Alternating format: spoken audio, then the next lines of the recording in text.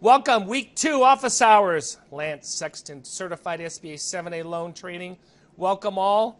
Let's go right to the poll questions, Lance. Sounds good. Hey, Bob, by the way, it's casual day at the bank. Good for you. Do you order a new environmental study and updated appraisal when an SBA loan is put into liquidation? I assume, Bob, this is telegraphing something, Lance. It really is, Bob. You're exactly right on the money.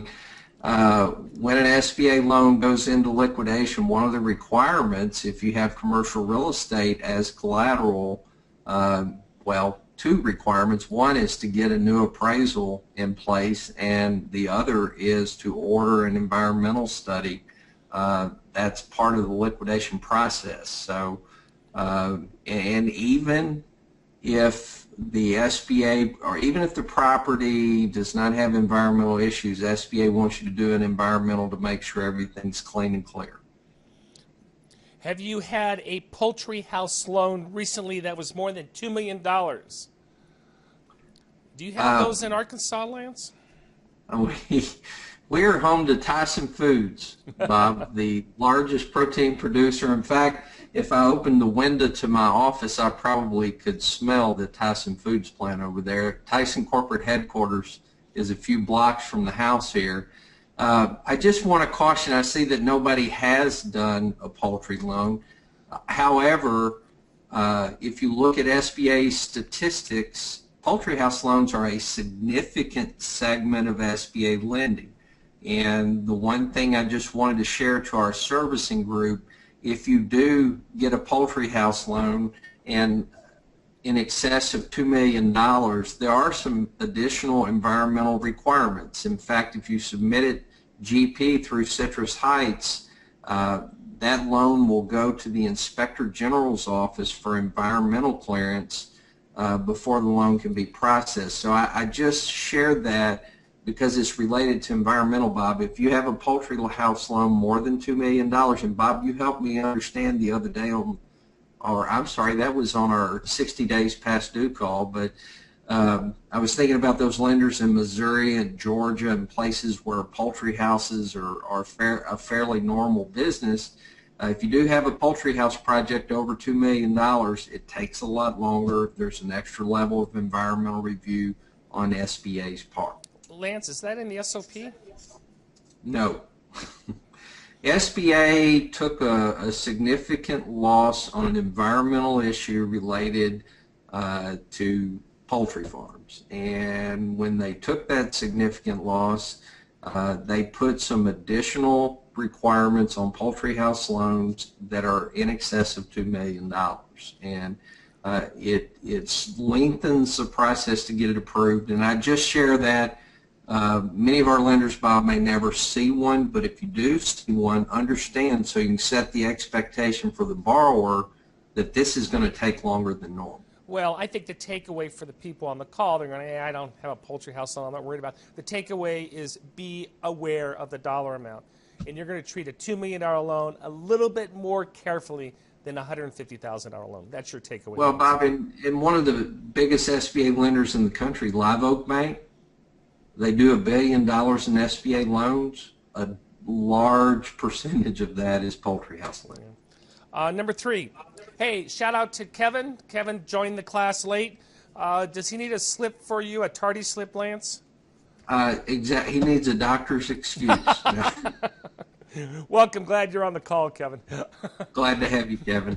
Have you ever submitted a request to SBA to take title to contaminated property? And Bob, if I were answering this question, the answer would be no. I was just curious. It's SBA does not generally, as a standard practice, allow you to take title to contaminated property. There are certainly some special circumstances, but if you have a property with environmental issues, it's not likely that SBA is going to want you to foreclose. Thus, the requirement when a loan goes into liquidation, you have to get an environmental study done. And number 4, what is your most common area of SBA lending from this list? And Bob, I'm going to go out on a line and say gas stations and C-stores. I'm going to go nursing home. You're going to go, hey, nursing home loans, if you look, Bob, at the Coleman report that shows the long-term success rate of SBA loans, the 10-year charge-off percentages, nursing homes. See, Bob? All right, I'll keep my mouth shut next time. These 4 categories of SBA lending, the reason I asked this question, these 4 categories put that back up, Michael. The 4 require an additional level of environmental review. Okay. Poultry house loans certainly are going to, again, poultry house loans over $2 million, SBA takes care of it for you because the Inspector General reviews it.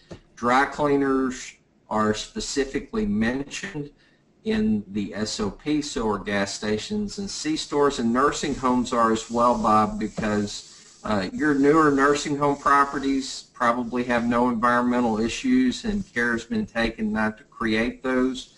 But if there's the acquisition of an older nursing home, there's certainly some requirements, additional environmental requirements there. So this list is certainly not a list that you want to avoid as an SBA lender, but it is a list that has additional environmental clearance requirements. Very good, very good. So what did we, I assume week 2 was environmental issues. Yes, it was, I got Bob. one right. I got one right. Hey, Bob, you know why I knew it was C-store? I'm working on a C-store loan right now as we speak. Okay.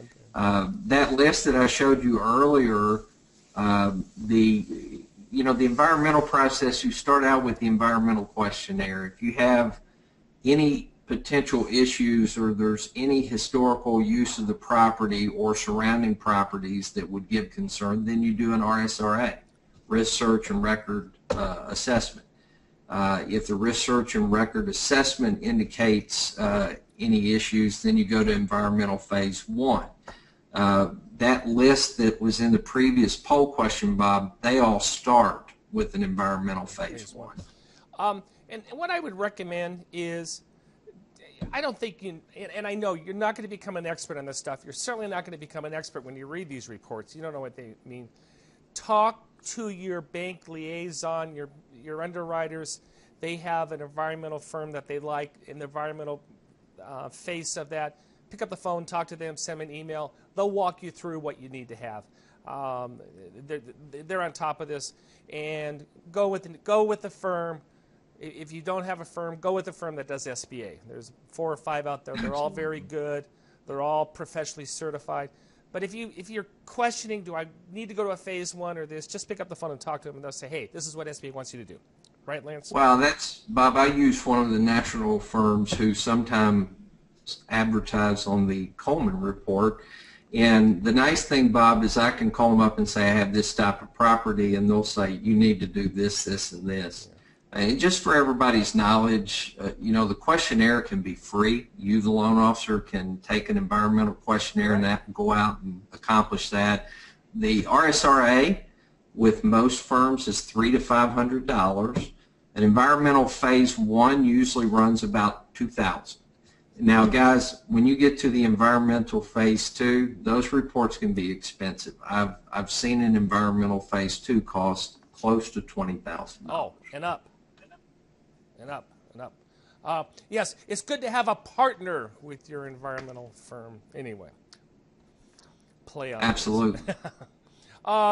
We have some email questions. And if you want to ask a question, go ahead and shoot it over to us. Kevin, I got your question. I will address it. Thank you. When is an environmental investigation necessary? And I'm sorry, I just want to reiterate this. Please, as questions come up during the week, shoot them over to Lance. Here's one that came up this week, and he responded to it, and we'll talk about it at office hours. Go ahead and address environmental investigation necessity. Well, I mean, the environmental investigation, depending on the type of the property that it is, if it's a non-environmentally sensitive industry, you can get away with just the environmental questionnaire typically. If it falls in one of the sensitive areas, the SOP will tell you what to do. Sometimes an RSRA is okay, and sometimes a phase 1 is required. I think this question, Bob, is pointing toward the servicing aspect, and really the two times where an environmental comes into play is at the point of origination and typically at the point of liquidation when a loan goes into default. But the other thing a prudent lender needs to understand, if an environmental issue with a property that's held as collateral occurs during the life of the loan, even if it's in regular servicing and current, you still may need to address it according to SOP requirements. But the primary answer to this question is during origination and when the loan goes in liquidation. The next question is very lengthy. Let's do this. Let's hold off on paragraph 2 and 3. Let's address that next week, break it up. But the question is, how do we service a 504 loan? And I know this is 7A, but address 504 in terms of our environmental issues. Well, your 504 environmental requirements are the same as your 7A environmental requirements. I mean, the liquidation process is a little different, but your 504 is going to require the appropriate level of environmental investigation at the point of origination and the same at the point of liquidation. You know, this loan has been put in liquidation, the debenture's been repurchased, and there are quite a number of servicing related questions. Part of the reason it says there's a modification because of significant environmental remediation. Let's do this, Lance. Let's hold off on this until next week. I will bring it Bob, back. Because I want. Initially, when Go you ahead. told me there was a lengthy question, I said throw it at me. It's a lengthy. And by the way, I love the question. Thank you. But let's. Oh, it's a great question. But as a friend of mine who barbecues with me says, Bob, there's a lot of meat on that bone. Yeah, and I love the question, and we will give you a week to figure out how you want to respond. How's that? Talk to us. Yeah, Bob, if you can just forward that to me, and I'll work on a response. We'll get it in. But a great question. Thank you very much. What's on store for week 3? We're going to talk about crafting a servicing request. As we all know, SBA continues to push more and more toward most servicing being unilateral. But a servicing request can be one that's submitted to SBA approval, but it's very important to note that if you're doing it unilaterally, you're going to need to document the file as well. But week 3, Bob, focuses on those servicing requests that have to go in for approval, how to draft a servicing request. I've got to tell you, Bob, I submitted a servicing request to Citrus Heights the other day. It was the longest one I've ever drafted. It was 6 pages long, and I got a personal phone call from the SBA officer saying, "Oh my gosh, Lance, what are you doing?" But it did get approved today, believe it or not. One thing here is a current topic I want all of our servicing officers to be aware of. SBA is having significant email problems right now. Yeah. If you have a servicing request submitted to SBA and you have not gotten a response, please pick up the telephone and call. The way I found out, Bob, is I've asked, and Small Business Week is coming up, and I've asked an SBA representative to come speak at Small Business Week, and I said, I need you to send me a picture and a brief bio. He sent it 7 times. I never received it. We ended up having to get it by fax, believe it or not. But I started to think I had a servicing request that I expected an approval on Monday. I had not received it, Bob. I picked up the phone Thursday. I said, hey, guys, have y'all done this yet? And they said, yeah, we emailed it Monday afternoon. So if you have servicing requests into SBA right now and you have not gotten your response, please pick up the phone and call the servicing center and say, hey guys, I'm just checking. I understand you've got some email issues right now. It's 3 weeks. And has it been approved? 3 weeks it's been going on, and I have no idea what's going on with that. But again, week 3, we talk about how to craft and submit a servicing request that requires SBA's approval and how to implement that once you get the approval. Great. And your reading materials? We've got the unilateral matrices. We've got some standard servicing request forms that you can use, as well as a reading item on what the commercial loan servicing centers do, both Fresno and Little Rock, what they actually do. Lance, we had a question. It wasn't a question. Someone just said, hey, is there a 504 matrix? And there is. Are any significant differences between 7A and 504 on the matrix, servicing matrix? It's pretty significant in my view, Bob, because when you look at the 504 matrix, there's almost no unilateral actions, where on a 7A loan, most actions are unilateral. There is a matrix. There are a handful of things you can do unilaterally on a 504 loan, okay, but certainly it's nothing like a 7A loan. Okay, very good. I just wanted to bring that up. Homework assignment. Now, let me just address this. See that due date up there? That is definitely a soft deadline. We simply give it to you to try to get it done this week. As in terms of, quote, a grade, you simply get credit for submitting it, whether you submit it today or, obviously, this is an online course. You submit it whenever you want to. So we just have that there to just sort of, it's a friendly nudge. Correct, Lance? Yes, absolutely, Bob. I've got all their addresses on a list, and get ready to hop in the car and chase them. No, I'm just...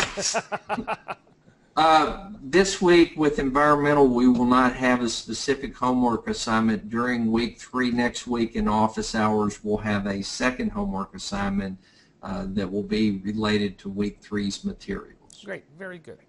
And this is this week's homework assignment about a servicing request. And I assume you just want people, if they haven't done it, to get of how it works. Great.